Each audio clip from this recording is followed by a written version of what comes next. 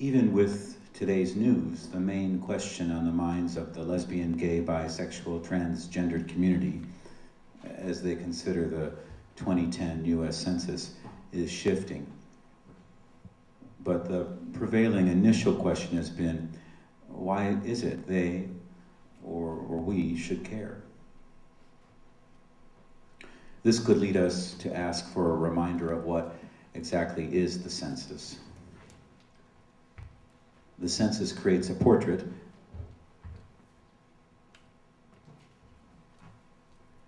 of our nation every 10 years. This data is used to determine the distribution of seats in the House of Representatives. It provides key population numbers for Congress to determine how federal dollars flow to states, to cities. Accordingly, the census has a big impact on the balance of political power and economic security. This purpose or partial purpose of the census could lead us all to deeper and more useful questioning, perhaps. How will LGBT same-sex partners and same-sex married couples be counted in the census? How will government use this information? Will it be used to target individuals or families of LGBT individuals?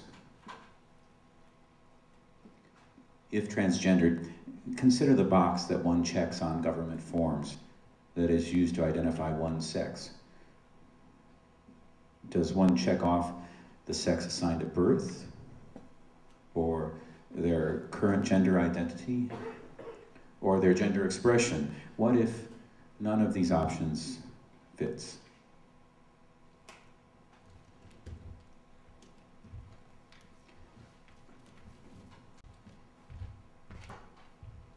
In the past, the Census Bureau has collected data on same-sex marriage, but because of interpretations of DOMA, the Defense of Marriage Act, such data was not released.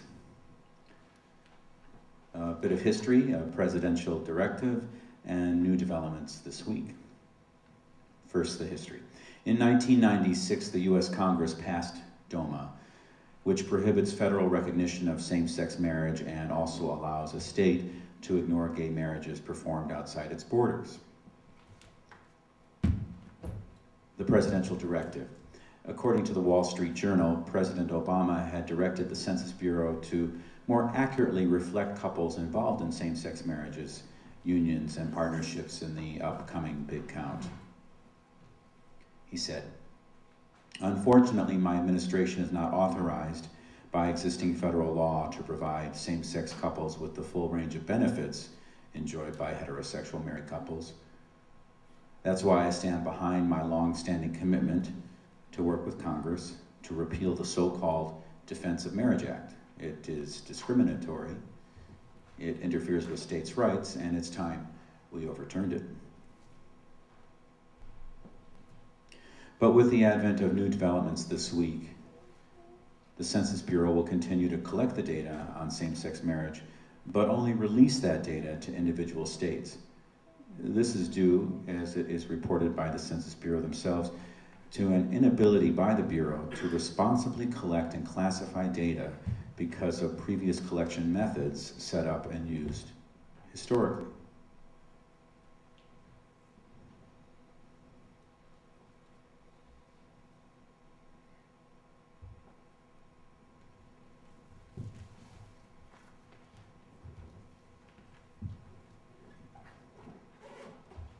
Therefore, clear numbers on partnered and married LGBT individuals will not be available as countable and will have no effect until the 2020 census, 10 years from now.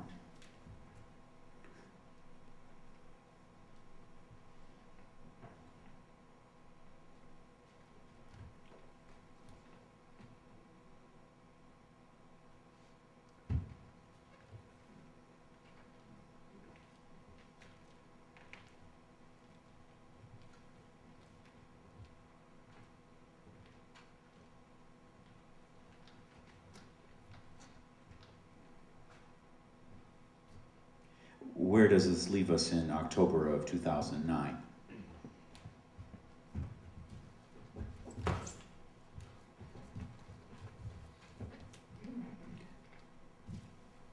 Our first question, the one that the lesbian, gay, bisexual, transgender community and all of us tend to consider first, was why is it we should care?